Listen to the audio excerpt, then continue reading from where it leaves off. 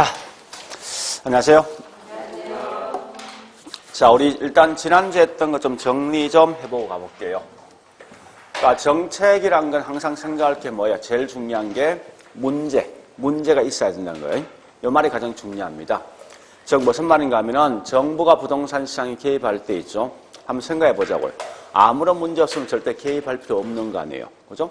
항상 문제가 있을 때 결국은 정부 개입할 수밖에 없어요. 그래서 일단 가장 중요한 건 아마 지난주에 크게 3개 있을 거예요. 그래서 첫 번째 보니까 민간 경제 토지를 맡게 된 게 어떤 토지 관련돼 있는 문제 발생한데, 그래서 이런 토지 문제를 해결하기 위해서 국가에서 개입한다. 이게 뭐냐? 토지 정책이란 말 쓰겠다. 그죠? 그래서 중요한 건 정책에 대한 수단이 분명히 중요할 거예요. 즉, 이 말은 이런 토지 문제를 해결할 수 있는 방법을 가지고 말한답니다. 그래서 크게 3가지 방식이 있다. 그죠?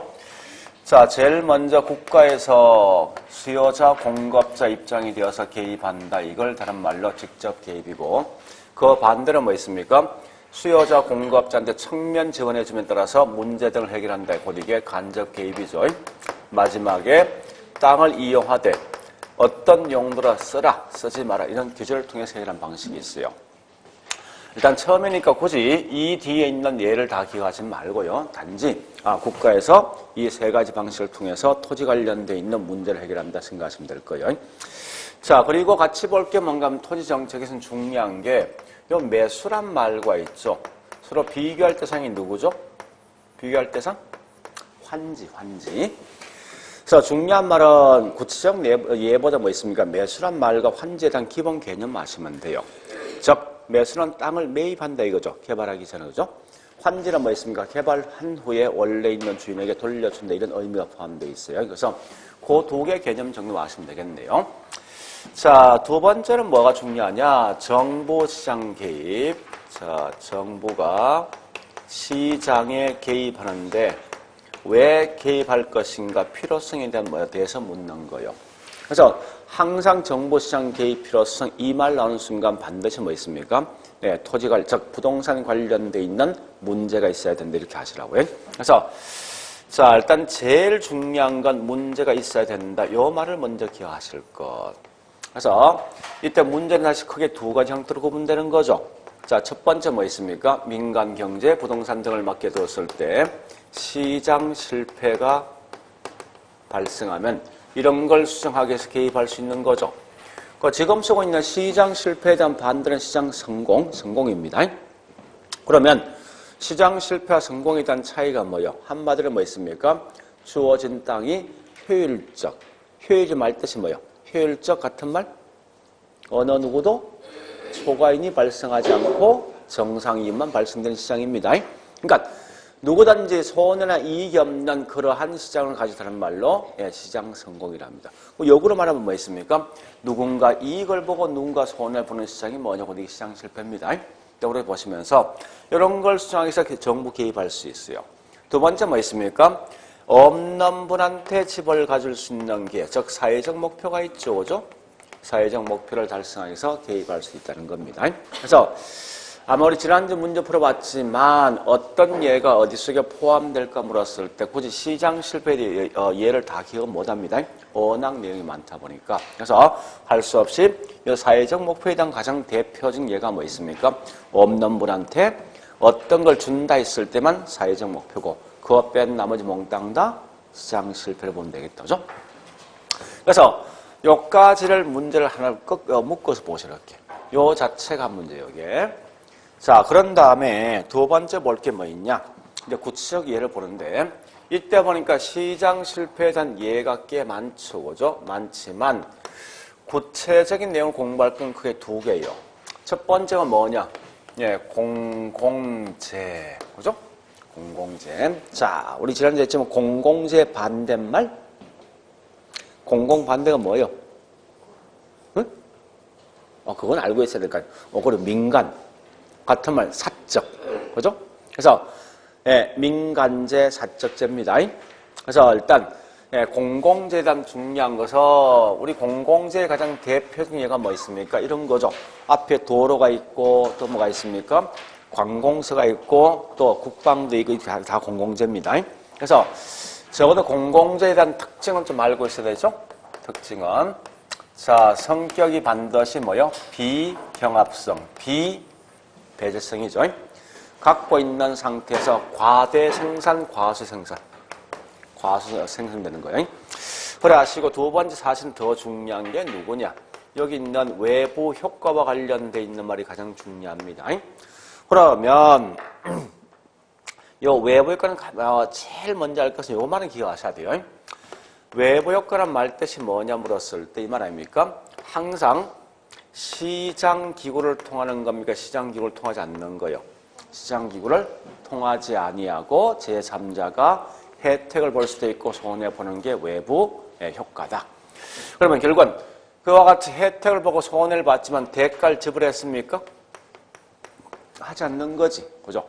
이런 이제 기본적 베이스를 아셔야 돼요. 그런데 우리가 알고 있는 외부 효과는 종류를 보니까 크게 두 개 있지 않습니까? 혜택을 볼 수도 있고 손해를 볼 수도 있죠. 그러면 이걸 먼저 아시라고요. 항상 외부 효과는 하면 제일 중요한 말이 특정한 지역이 설정돼 있고 그 다음에 누가 들어가야 되죠. 그죠? 우리 지난주 문제 풀었던 게 있지 않습니까? 네, 인근 지역에 보니까 생태공원 들어선다. 또는 쓰레기 매립장 들어선다. 뭔가 들어가야지 분명히. 들어가야지 그 다음에 어떤 이제 현상이 발생한다고. 그래서 들어갔을 때 자, 사적 주체가 이렇게 들어가면 이 지역 주민이 때에 따라 손해 볼 수도 있고 이익 볼 수도 있죠. 그죠? 이익을 본다. 이게 뭐죠? 다른 말로 외부 경제 같은 말이 뭐요? 정의 외부 효과죠. 자, 손해 본다. 이게 뭐죠? 다른 말로 외부 불경제 같은 말이 뭐죠?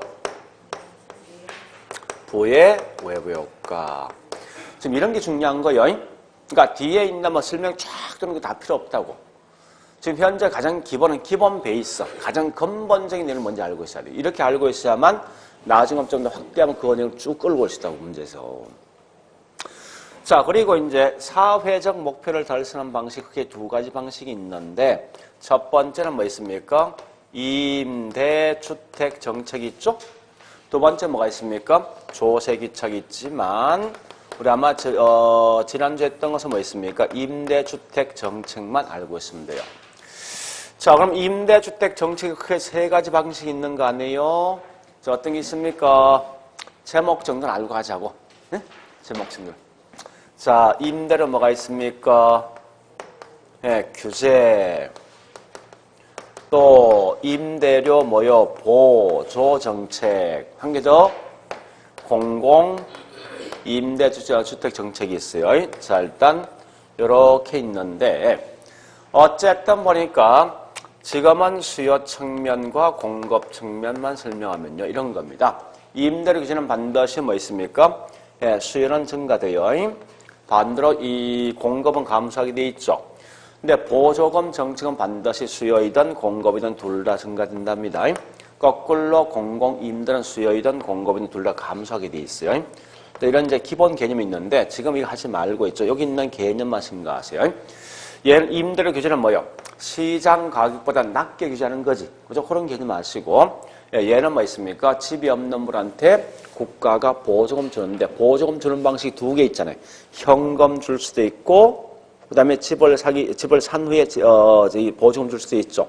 이런 걸 뭐라냐? 현금 보조와 집세 보조요. 근데 공공임대주택은 뭐가 중요하냐? 맨 처음에 민간주택이 지어져 있는 상태예요. 다만 이때 뭐 있습니까? 국가가 공공임대주택을 지어주면은 이 공공임대주택이 어떤 현상이 있냐 이걸 묻고자 하는 게 아니라 반드시 뭐 있습니까? 공공임대주택을 지어줌에 따라서 그 결과 민간시장에 있는 주택시장에 어떤 변화가 있을 것인가 이런 걸 공부할 거다라고 하시면 돼요. 그래서 일단 우리 보니까 요까지 한번 지난주에 했던 건데 항상 공부할 때 제가 강조하지만 부동산학은 단락 끊어서 보셔야 돼. 요거 한 문제 보시고 요까지 끊어서 뭐 있습니까? 한 문제 보셔야 돼. 이렇게. 그 다음에 여기 한 문제고죠. 여기 한 문제 이렇게 끊어서 보시면 아마 공부할 좀 쉽게 공부할 수 있을 겁니다. 자, 일단 어쨌든 지난주에 했던 여기 다예요. 자, 그래 보시고 이제 이번 시간 할 것은 뭐냐? 투자. 그래서 우리 아마 저기 뭐 있습니까? 강의 노트 89페이지요. 89페이지.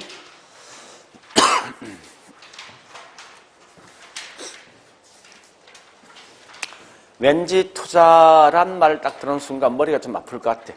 뭐 계산이 막 들어올 것 같고, 그죠? 하여튼 복잡한 수식이 막 있을 것 같아, 그죠?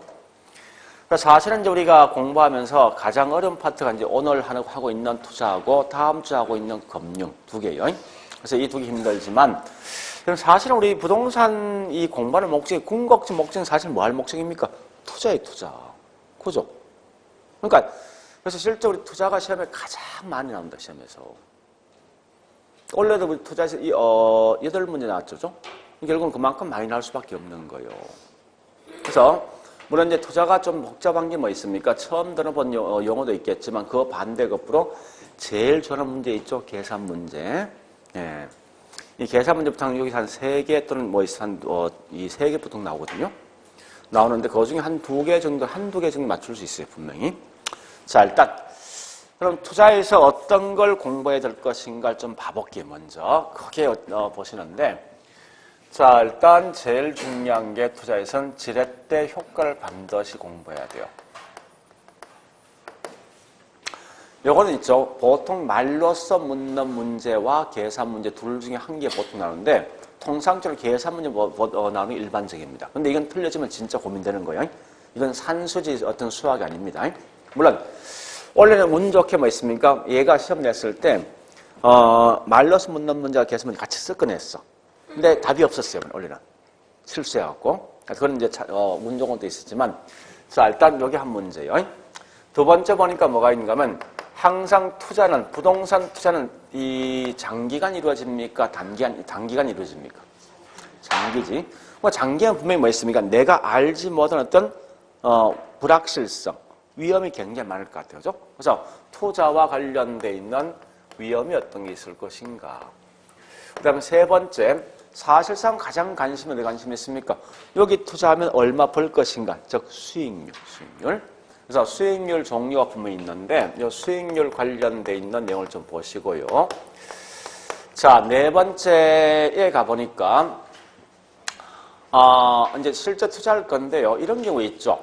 내가 현재 10억이라는 돈이 있으면 이 돈 가지고 여기 뭐 있습니까? 이 원주죠. 원주 시내에 보니 집을 살 거예요. 상가를 살 건데 어떤 분은 한 곳에 몰빵 10억을 다 투자한단 말이에요. 어떤 분은 은행 돈을 빌려서 한 2개, 3개 사는 경우가 있어. 그죠? 자, 그런 경우가 분명히 있단 말이에요. 그러면 과연 어떤 게 좋을 것인지 한번 봐보자고요. 즉, 무슨 말인가 하면 최선의 투자 대안이 뭐가 있을 것인가? 여러 곳에 분산 투자할 것인가? 최선의 투자안을 선택하는 방식이 있어요. 여기가 크게 두 가지 방식이 있단 말이에요. 자, 일단 나중에 알겠지만 평균 분산 원리가 있고요. 여러분 많이 들어봤을 겁니다. 포트폴리오. 이러한 두 가지 있습니다.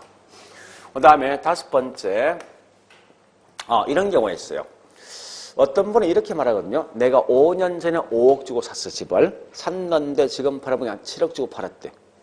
그러니까 보통 사람은 뭐라면 나 2억 벌었다 하죠. 과연 실제 그 2억 버는 거 맞을까? 만약에 5년 전에 있는 그 5억이나 화폐가 지금 이 5억이나 화폐 가치 같을까? 다를 것 같아요. 그죠? 그래서 거기 있는 화폐 가치 조정해 주는 방식이 있어요. 그래서 이런 걸 보통 뭐라냐? 화폐 단시간 가치.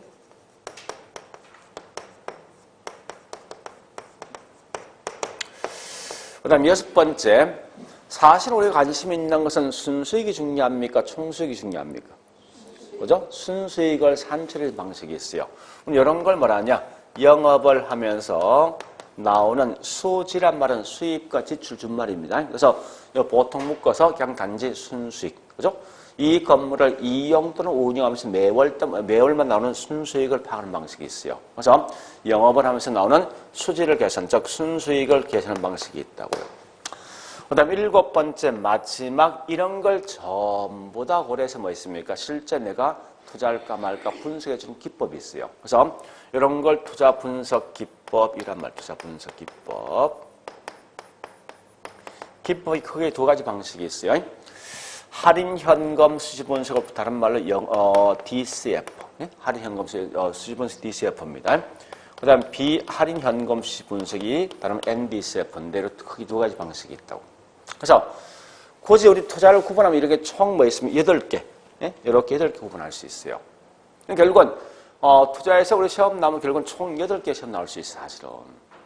그러니까 각각이 독립된 하나의 문제예요. 절대 공부할 때 항상 뭐 있으면 이걸 전체를 다 묶어서 연결해서 공부하지 말라는 거예요. 그럼 가장 큰 단점은 뭐 연결해서 다 공부하면요. 한 개 딱 모르지. 그럼 다 모르는 느낌이 있다고. 또 실제 시험 나왔을 때 이게 나왔는데 전문성 이런 게 들어올 수 있는 이 말이 안 되는 짓입니다. 저는 항상 제가 강조하지만 마치 그와 같은 건 뭐 있습니다. 내가 영어 시험 치고 있는데 국어 문제 들어온 거예요. 마치. 그러니까 결국 공부할 때 어떻게 한다고요? 항상 단락단락 끊어서 보시라고. 앞뒤 연결을 생각하지 말고. 그래야만 가장 중요한 뭔가 하면 사실 투자본이 그렇게 만만치는 않습니다. 근데 재밌는 건 이 중에 분명히 내가 알아들을 수 있는 게 분명히 있단 말이에요, 이게. 그런 거 내가 가져가시고 굉장히 어렵다 느끼는 게 있죠. 이건 그냥 버리시라고. 어차피 목적이 뭐 우린 현재 이거 맞출 목적 분명히 아니잖아요. 그죠? 아주 깔끔하게 요거 맞출 목적 아닙니까? 그죠? 그러니까 충분하게 35점 틀려서 한 게 없다는 거야. 이론상에서는. 그러니까 그래서 책을 다 볼려 생각하지 말고 굉장히 어렵다 생각해. 처음부터 그냥 버리시라고. 응? 그게 훨씬 편하니까. 그래서 일단 이렇게 해서 우리는 여기 있는 총 8개를 공부할 건 무조건 요것도 각각 분리해서 보통 여기 한 문제, 여기 한 문제입니다. 시험 나올 때. 아마 그래 보시면 나중에 수업 들어보셔서 보면 알겠지만 대충 뭐 있어. 내가 취할 거 버릴 딱 구분 쓴다고요. 근데 통상적으로 보통 뻔합니다. 버릴 거 어디 버리는지 압니까? 요거 다 버려 전부 다. 이거. 왜? 얘가 계산 문제거든. 계산 문제 이건 나오는 순간 자동 뭐 이건 버리셔야 됩니다. 왜? 절대 이건 제가 풀어도 있죠. 한 2분 걸려. 내가 풀어도. 그래서 그런 과감히 버리시고 대신 말로서 묻는 문제를 가져가셔야 돼. 자, 일단 그런 이제 총 내용을 보시면서 지금부터 이제 어디 보는가 하면은 지금 될 수 있으면 우리 필수 내용 정리를 보지 말고 이제 뒷장 가볼까요? 뒷장 가보니까 상세 부연 설명이 있죠. 그러니까 이런 쪽에 있는 내용을 자꾸 보셔야 돼. 그러니까 핵심적인 내용은 나중에 보시고요. 그죠? 예. 자, 일단 첫 번째. 우리 거기는 없지만 가장 기본적인 투자란 말을 좀 정리를 하자. 용어 정리를 먼저 하겠다는 겁니다. 투자하고 항상 같이 따라다니는 어떤 쌍둥이가 있죠. 그죠? 투자는 왠지 좋은 말이야. 좀 나쁜 점 보면 투자를 달리 본다면 뭐죠? 투기. 요 두 개를 어떻게 구분할래 하는 것부터 시작하자고. 물론 시험은 잘 안 나오지만 가끔씩 지문상에서 투자에 대한 개념은 가끔 시험 나오는 경우도 종종 있습니다. 자, 그러면 투자, 투기 차이 뭐예요? 여러분 잘 알고 있는 어떤 게 투자예요? 응? 응? 어떤 게 투기입니까? 응? 환투기. 자, 어떤 게 투기예요? 여러분 알고 있는 대로. 정확한 말 없어요, 이건. 투자 투기는 실제 어떤 책을 보다 정확히 명확하게 투자 투기가 설명된 책이 없다고요. 이런 생각에 투자 투기 다 맞다고, 이게. 어떤 게 투자예요? 장기. 투기는? 단기입니까? 그건 주식은 투자의 투기예요. 응? 처음부터 주식은 투자라 쓰던데? 장기, 단기로 보면 주식은 투기 쪽에 가까울 것 같은데 바로바로 계속 매매하는 거 하고 있으니까 그죠? 그래서 우리 보통 주식은 뭐 있습니까? 뭐 투기란 말 보통 안 쓴다고 그죠? 또 뭐가 있을까? 또 어떤 게 있을까요? 굉장히 많을 것 같은데?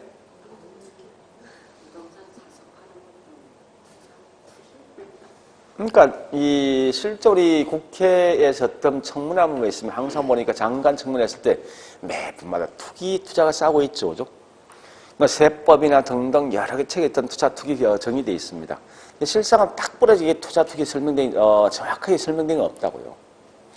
가장 뭐 있습니까? 잘된 표현이 있어. 내가 하면, 남이 하면 그게 제일 깔끔할 것 같아.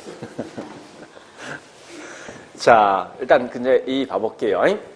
사실상 이제 학문상에서 이렇게 구분한답니다. 자, 우리 요거부터 하셔야 돼. 7번 제일 먼저 사죠, 그죠? 사가지고 그 다음에 뭐합니까? 운영 또는 이용 또는 임대 줄 거 아니에요. 그죠? 그러면 마지막으로 7번 뭐합니까? 팔죠? 그죠? 항상 취득과 운영과 처분 3단계 거치게 돼 있어요. 그런데 둘 다 공통점은 사서 판다는 거예요.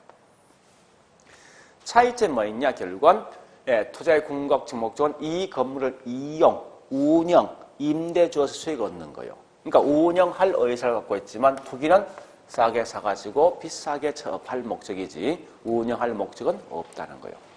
그러니까 이렇게 이제 원래 학문에서 구분되는 거예요. 근데 실상은 정확히 구분되는 거 아닌데 그럼 결국은 차이점이 뭐예요? 요거지.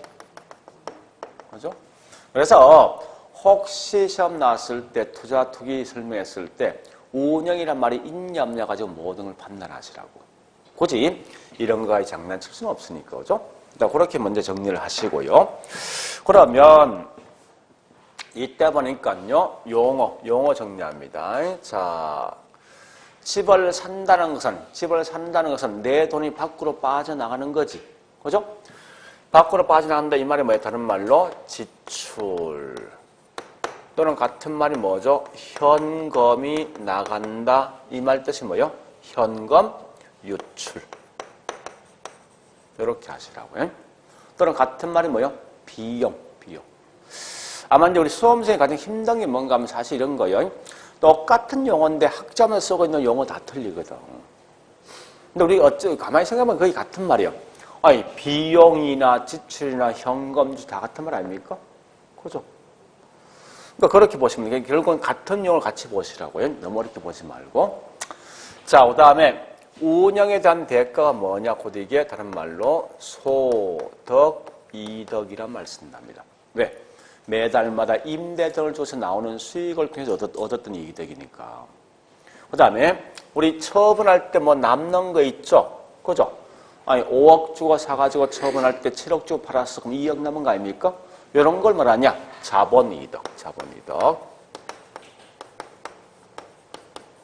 자본은 뭐예요? 투자 금액에 대해서 나왔던 이득입니다. 어쨌든 요 둘 다 합쳐서 뭐랍니까? 소득 이득이든 자본 이득이든 내가 이익을 본 거 아니에요. 그죠? 따라서 이건 다른 말로 수익이다. 또는 수입이다. 그죠? 또 현금이 뭐한 거요? 저한테 들어온 거지. 들어왔다 이 말 같은 말이 뭔가 하면 현금 유입이라는 용어 쓴다고요. 자, 그럼 이때 보니까 누가 더 크면 투자하겠습니까? 그죠? 이건 당연한 이야기 아닙니까? 그러니까 지금 하고 있는 게 뭐냐? 이런 각각에 있는 투자 금액을 먼저 판단해보고 나오는 수익 등을 판단해서 마지막 뭐 있습니까? 투자할까 말까 분석해 본단 말이에요.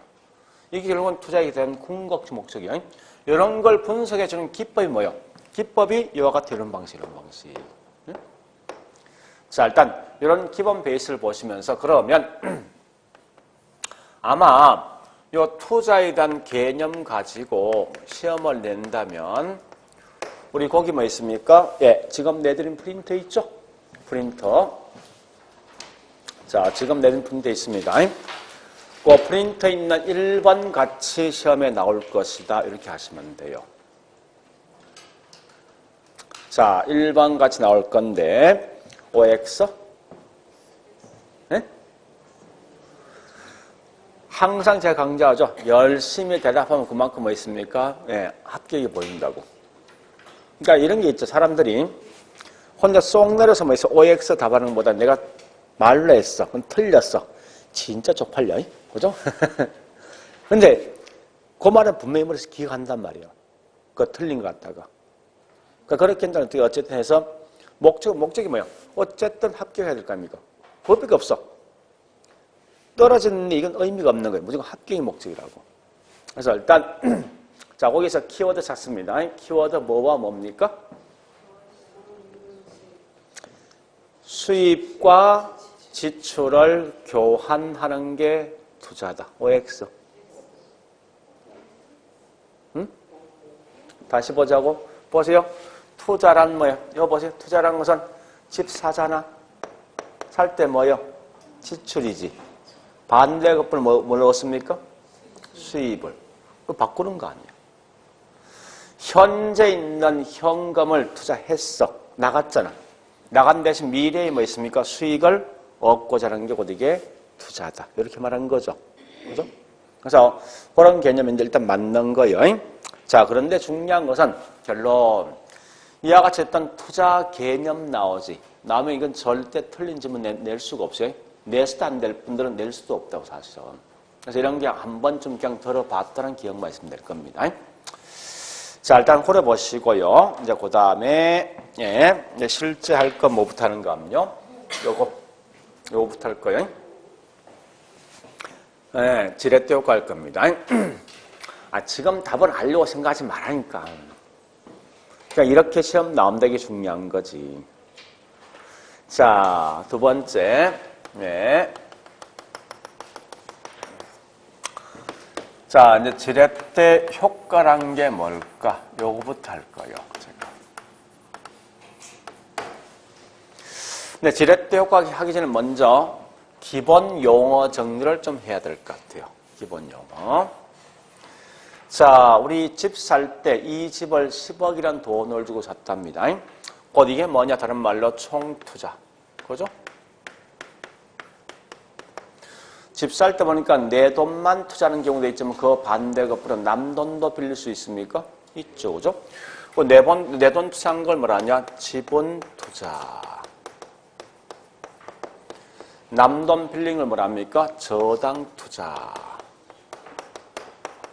또는 같은 말 부채죠. 지분과 부채요. 결국은 이걸 우리 보통 뭐 있습니까? 투자 같은 말이 뭐죠? 그죠? 자본. 자, 얘도 뭐 있습니까? 그러면 같은 말이 뭐 되겠습니까? 자기 자본. 요건 뭐요? 저당이 내 돈 아니잖아. 남 돈이잖아. 자기 반대가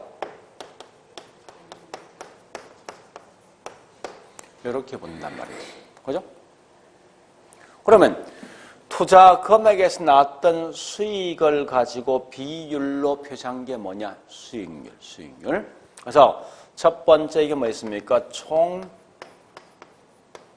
자본 수익률 쓴다고. 그럼 얘는 뭐 쓰겠습니까? 자기 자본 수익률이죠. 자기 자본 수익률 같은 말이 지분 수익률. 자, 저당, 남돈 빌린 거지. 남돈 빌린 거에 대한 나왔던 수익이 무슨 수익률? 저당 수익률. 은행들은 이걸 뭐라 하지? 은행 돈 빌려서 뭘 줘야 돼? 이자율. 같은 말이 이게. 그죠? 일단 이제 그런 개념 먼저 머릿속에 갖고 있어야 돼요. 그래야만 이 내용을 따라갈 수 있을 거니까. 자, 그러면요, 맨 먼저 첫 번째 있는 뭐 있습니까? 지렛대 효과에서 개념 자체를 먼저 할 건데,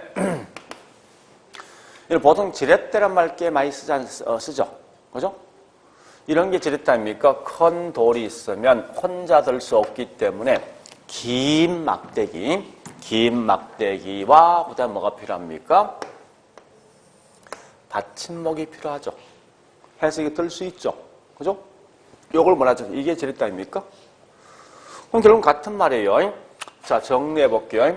내 돈, 지분 투자 금액, 내 돈만 투자해서 나왔던 수익보다도 은행 돈, 즉 타인 돈을 빌린 결과 더 높은 수익을 얻는 게 뭐냐? 지렛대다.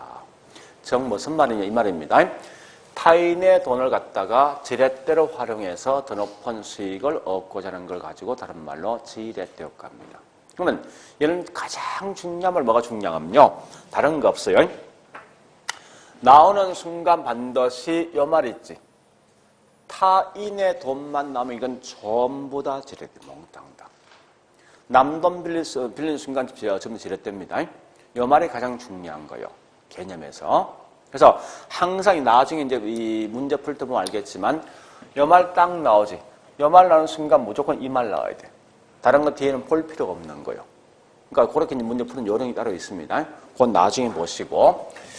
자, 그러면 두 번째 보니까 지렛대에 대한 종류가 크게 3개 있는데 요건 좀 이따 하고 먼저 뭐부터 할 건가 하면요. 요거부터 할 겁니다. 자, 세 번째. 예, 계산 문제. 이건 분명히 산수지 수학이 아닙니다. 그러니까 무조건 산수는 푸셔야 돼. 다른 거 필요 없습니다. 자, 일단 어디를 보는가 하면요. 예. 저기 있는 90페이지. 자, 우리 요약집의 90페이지요. 문제. 맨 밑에 문제 있죠? 자, 문제 있는데 한번 읽어볼게요. 1억 원을 투자하면, 90페이지요. 투자하면 2천만 원의 수익을 얻을 수 있다. 이때 2천만 원이 결국은 순수익이에요. 근데 4천만 원 자기 자본을 투자하고 나머지 타인 자본 6천만 원을 빌렸다. 자, 기억 가보겠습니다. 이때 이 사람의 종합하는 일 얼마 될 것인가 물었었는데, 자, 여기서 지금 하나 제가 빠져먹은 게 뭘 빠져먹는가 하면요. 기억에서 뭐 있습니까? 요 기억은, 총자본식, 총자본 몇 프로고, 니 한번 가보겠습니다. 타인 자본 빌렸을 때 이 자율이 변화에 따라서 자기 자본 수익률과 지렛대 효과가 정인지 부인지 설명을 했습니다. 그래서 A에 뭐라 했습니까? 타인 자본에 대한 이자율이 10%일 때 나 있죠. 자, 그러면 여보세요. 이제 그 한 개만 제가 풀어볼게요. 제일 중요한 건, 자, 여보자고요. 그 문제를 이렇게 푸셔야 됩니다. 항상 남 이런 그림을 그리시라고.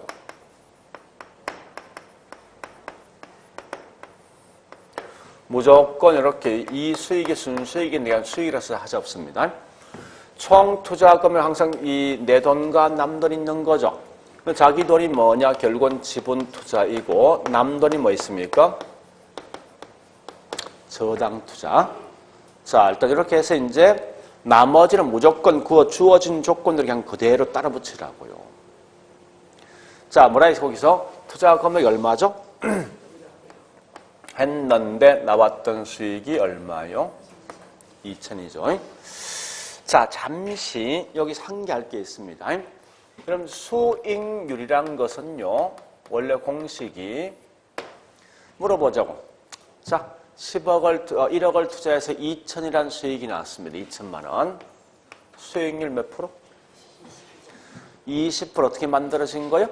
투자 금액에다가 순수익을 나눠준 거지. 공식 자체가. 아니, 1억 분의 2천 아닙니까? 그죠? 1억이 뭐냐? 투자 금액이에요. 나왔던 수익이 있는데 여기다 뭐 있으면 100% 이렇게 곱해주면 수익률 값이 나오잖아. 그죠? 논리상에서. 그럼 현재 보니까 자, 요거부터 합니다. 지금 투자 금액이 무슨 투자요? 그럼 이건 다른 말로 총 투자 금액에서 나왔던 이 말을 총 자본 수익률을 쓰는 거죠. 그죠? 그냥 그대로 앞에 말을 그냥 붙여 쓴다고 이렇게. 총 자본 수익인데 투자 금액 얼마요? 나왔던 수익 2천이죠. 따라서 몇 프로입니까? 20%의 여기에 뭐라고? 총 자본 수익률이 있더라. 그래서 우리 거기 있는 밑에 있는 기억번 설명이 요거 물었던 거예요. 기억번이. 자, 그러면 니은번의 A를 보니까 일단 내용상 뭐라 했어? 자기 돈 얼마 투자했습니까? 지분 투자가 4천이고 저당초 얼마죠? 6천이죠. 근데 거기 니은번의 A번 보니까 은행 금리가 몇 프로라고요? 자, 다시. 이자율 같은 말이 뭐야? 이자율 같은 말이 이거 아닙니까? 여기 뭐라고? 같은 말이요. 저당 수익률 같은 말이 이게. 그러면 칠판 볼래 이제. 자, 얘가 보니까 6천만 원 빌려서 이자가 10%면 매년마다 이자 금액을 얼마 주는 거요? 600 주는 거지. 그러면 다시 해볼게. 남 돈을 빌리지 않고 전부 다 내 돈만 1억을 투자하면 나오는 수익이 2천인데 이때 뭐 있습니까? 이제 남 돈 빌렸단 말이에요. 실제 내순에 줄 수 있는 금액은 2천 중에 이자 금액 뭐 있으면 600 빼면은 내순 얼마 지고 있습니까?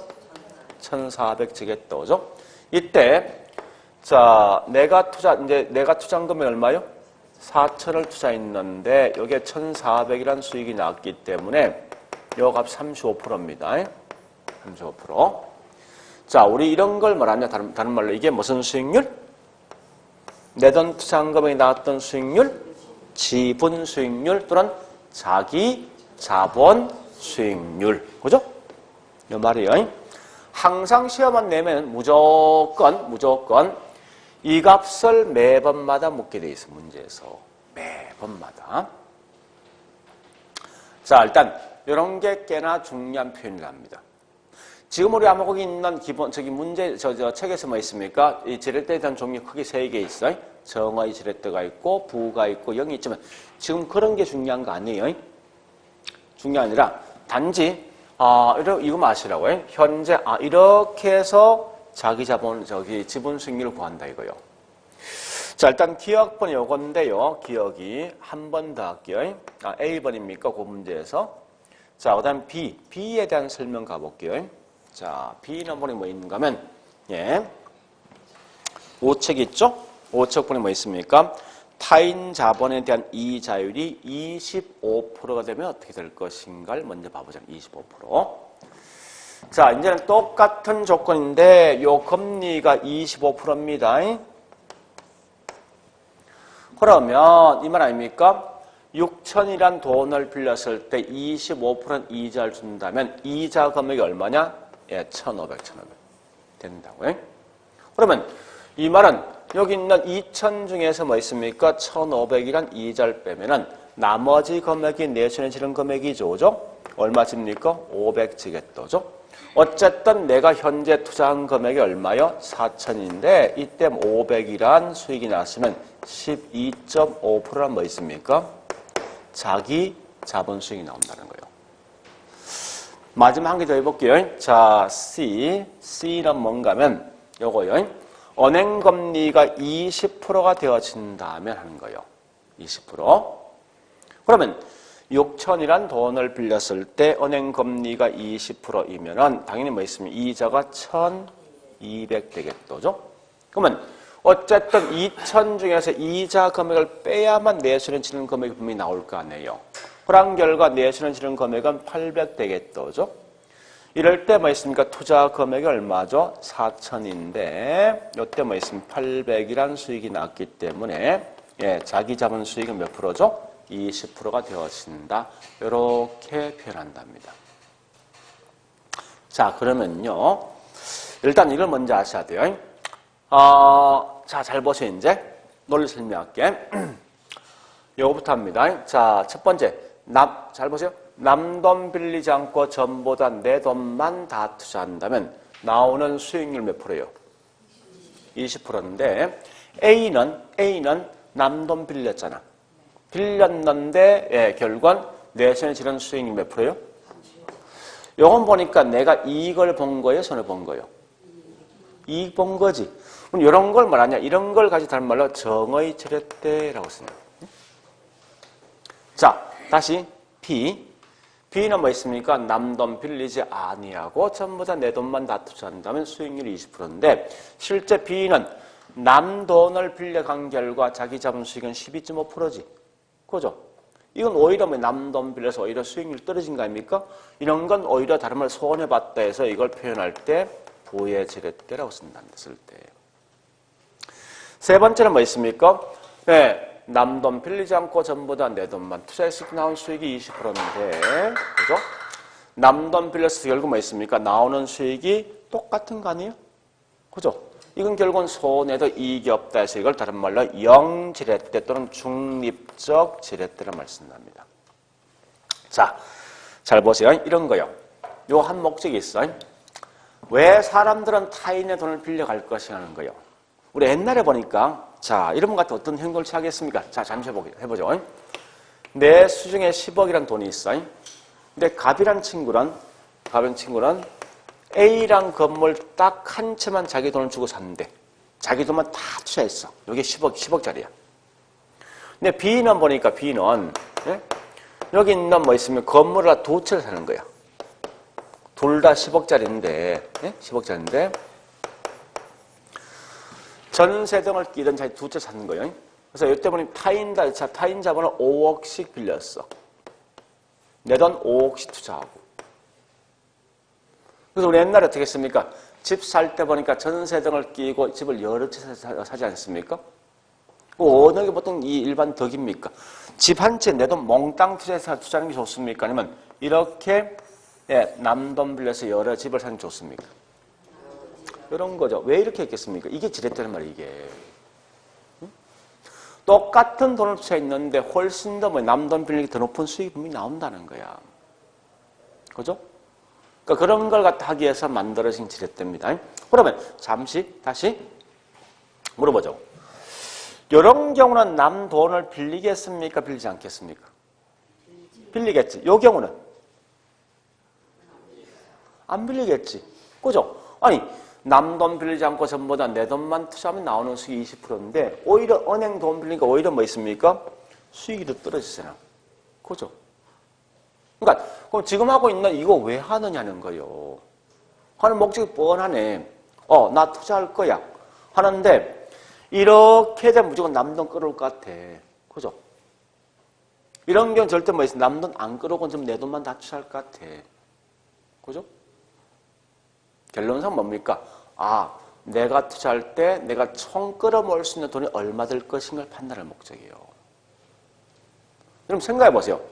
자, 서울에 보니까 종로 지역에 100억짜리 빌딩이 있습니다. 5층짜리가. 근데 내가 갖고 있는 돈은 1억이 있어. 그거 사고 싶어 하는 거야. 이 말 되겠습니까? 안 될 거 아니야. 그러니까 뭐든지 항상 투자할까 말까 분석할 때 제일 중요한 게 내가 현재 자금 조달 능력이 얼마 될 것인가 이걸 먼저 판단해야 될 거 아니에요. 그죠? 그걸 판단한 다음에 그다음 뭐 있습니까? 그 돈 범위 내에서 분명히 투자할 거란 말이에요. 이렇게. 그래서 일단 이제 그런 특징이 있는데 어쨌든 지금 중요한 거는요. 지렛대에 대한 종류는 내용을 다 보지 말고 이 계산 문제 할 필요 없이 이게 하는 게 중요한 게 아니고 내용을 다 보지 말고 지렛대에 대한 종류는 크게 3개 있구나. 첫 번째 뭐죠? 두 번째 뭐가 있습니까? 세 번째 뭐가 있죠? 중립적 지렛대 같은 말이 영지렛대 같은 말이에요. 그럼 중요한 건 이거 지금 알려고 생각하지 마. 할 필요 없으니까. 다만 정이란 말 뜻은 남 돈 빌려서 내가 이익 본다, 손해 본다? 그런 거 마시면 돼. 부란 건 오히려 손해 본 거지. 중립은 손해도 이익이 없는 거에 그렇게만 좀 정리하시라고요. 자, 하여튼 이렇게 하시면 됩니다. 요새 보니까 뭡니까? 특히 원주는 좀 특이한 케이스인데 우리 여러분 중소도시에서 주로 이제 투자 대상이 좀 괜찮은 게 뭔가 하면 대학가에 있는 원룸이 있죠. 이게 상당히 괜찮더라 보니까 수입이. 아직 대도시는 거의 다 뭐 큰 의미 없지만 중소도시는 보통 대학 근처 원룸은 거의 다 100%다 빈 공실 없다고. 그래서 며칠 전에 이제 안동 지역에 보니까 이 안동대 근처에 있는 대학 원룸이 있어요. 근데 얘가 보니까 얼마인가 하면 가격도 싸더라고. 한 4억 8천인가 되던데. 이게 연 임대 수입이 원룸이니까 그죠? 연 임대 수입이 어느 정도 되면 한 4천 가까이 나와. 10% 안 되죠? 내고 보니까 은행 대출을 하니까 한 60%의 대출 받을 수 있습니다. 어쨌든 이 사람이 투자하려면 한 2억 한 2천 정도 투자한다고. 이자 싸지 않습니까? 한 5% 미만이거든요. 그래 보니까 얘가 월 받는 게 한 3,500, 연 3,500 정도 수익이 나오더라고. 이자 비용 빼고 관리비 빼고 했을 때. 꽤 센 거죠. 한 15% 수익이 나온다고. 근데 이 투자자 보니까 그 안동지에 보니까 이제 상가를 갖다 사는 상가가 보니까 이게 한 12평, 13평인가 되는데 여기에 현재 보니까 2억 2천에 매매가가. 근데 월세 보니까 얼마나 월 70이야. 그럼 결국 뭐야? 연 한 840 되는 거죠. 그러니까 840만 원 수입이 나는 거하고 얘하고 비교해서 어느 게 나왔으면 이게 훨씬 나은 거 아니야. 그죠? 또 우리 원룸 같은 거 가장 큰 장점은 관리비가 거의 안 든다고. 그러니까 일주일에 한두 번 와서 그냥 청소해주고 그냥 끝난다고 이렇게. 그래서 요새는 조금 이런 게 훨씬 나을 것 같아요. 투자 방향이. 워낙 지금 현재 부동산 가격이 떨어지니까 집값 장이 떨어질 수밖에 없어요. 그래서 상가나 이런 거 그만큼 수익이 확 떨어집니다. 사실상은. 근데 항상 영원한 봉이 있지 않습니까? 학생들. 학생들 어쩔 수 없이 결국은 더 갈 수밖에 없는 구조예요. 그러니까 그런 이 원주가 너무 이제 약간 좀 커진 거예요, 사실은. 이런 저기 혁신도시 안 들어왔으면 안 커졌다고요. 아마 그러면 여기 원주 시내에 있는 이런 원룸도 꽤 장사 잘 됐을 것 같아요. 대학 근처에서. 그래서 그런 것도 이제 하나의 어떤 투자 방향을 볼 수 있는 거예요.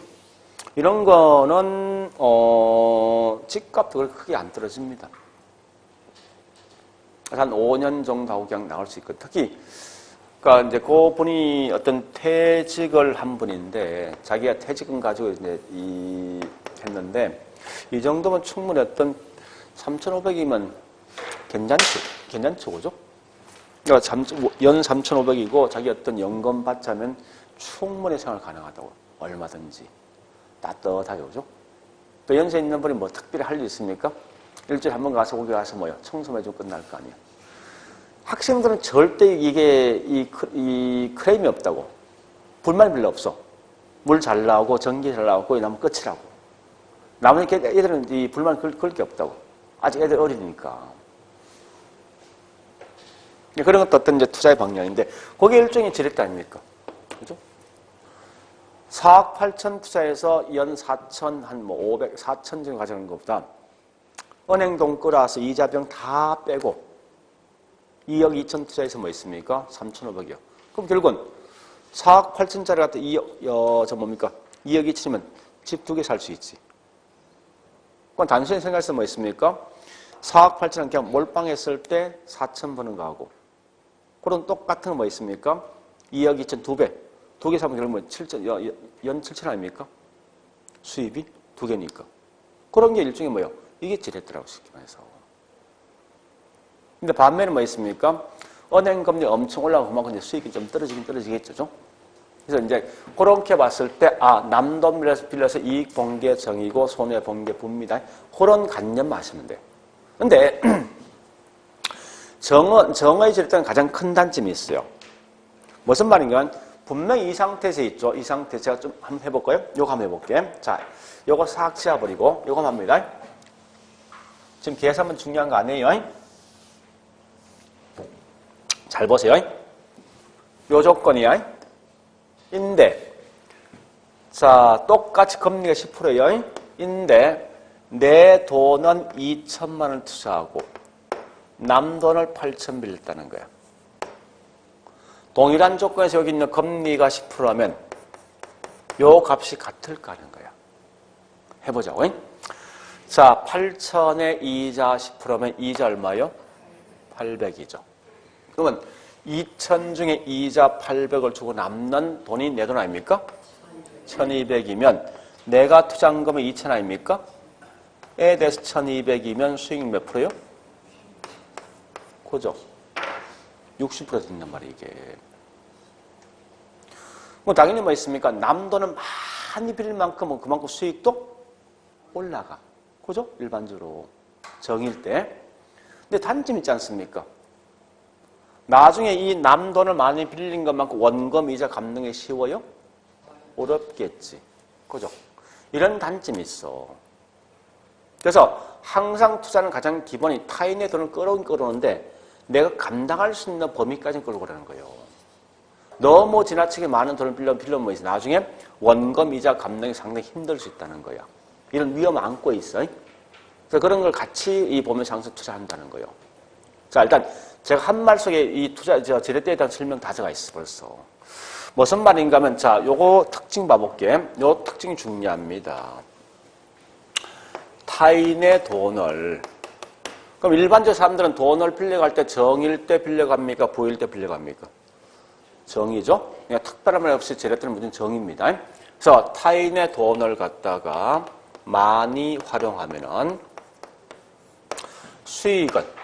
수익은요 올라가지만 나중에 원금 이자 갚는 것, 즉 채무 불행에 대한 위험도 그만큼 뭡니까? 이런 특징이 꽤 중요한 거예요. 이런 게 과거에 여러 번 장난쳤습니다. 그러니까 절대 위험이 떨어진다 이런 말씀은 안 된다는 겁니다. 자, 그러면 우리 거기 있나 뭐 있습니까? 문제 갑니다. 2번과 3번과 4번입니다. 2번과 3번과 4번. 문제 2번. 자, 지렛대과 설명 쭉 돼 있죠. 가장 중요한 키워드 뭐라고?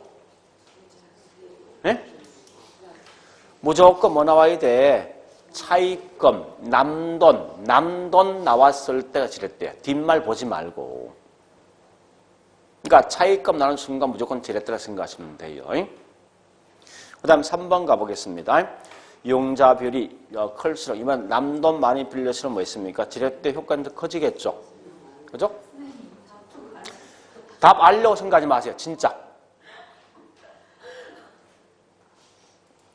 미안한 얘기인데 지금은 제가 답을 절대 얘기 안 합니다. 1월부터 아마 답지를 딱 내준다고. 그러니까 지금 뭐가 중요합니까? 이 과목을 어떻게 공부할 거 자꾸 생각하시라고. 그러니까 사람들 자꾸 보니까 뭐 답을 하려고 생각해서 꽤 많아요. 지금 그게 지금 중요한 거 아니라고.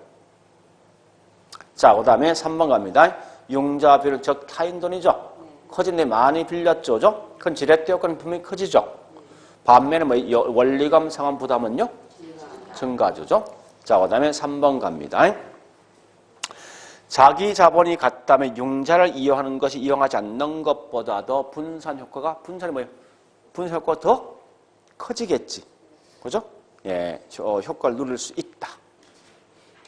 자, 그러면 5번 문제. 자, 5번 문제 기출된 문제인데 한번 풀어볼래요? 자, 5번 문제. 푸는 방식은 잠시만요. 여보세요. 이렇게. 항상 이런 포맷 만들으라고. 이렇게만. 이 포맷을 만들어서 따라만 가시면 거기 있는 문제 풀 수 있어요. 그러니까 이건 절대적입니다. 이런 포맷을 만들어서 따라만 가시면 굳이 그 내용을 다 하지 않더라도 알 수 있어요. 항상 묻는 게 여기 있는 자기 자본이 있죠. 요갑 상수 묻는 거예요. 무조건. 그래서 쭉 함정기를 보시라고.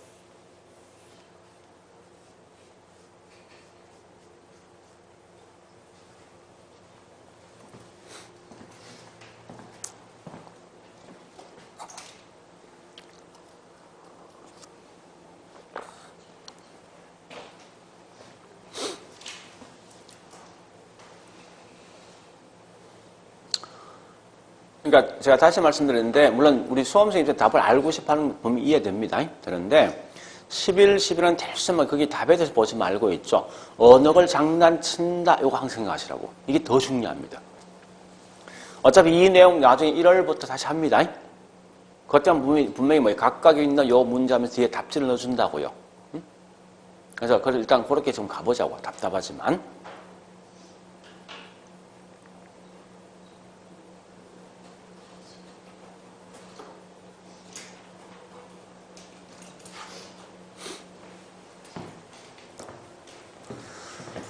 자, 해볼게요. 자, 여보세요. 이제 항상 하거든요. 자, 여보세요. 요 표만 딱 그리시라고. 그래서 자, 투자 금액이 얼마라고요? 1000억인데 나왔던 수익이 얼마라고? 100억입니까? 자, 이때 보니 자기 돈 얼마 투자했습니까? 300억입니까? 남 돈 얼마? 700억이죠. 항상 뒤에 따라 붙는 게 이자 금액이 나올 거예요. 이자 몇 프로죠? 7%입니까? 네, 여기 7% 되겠네.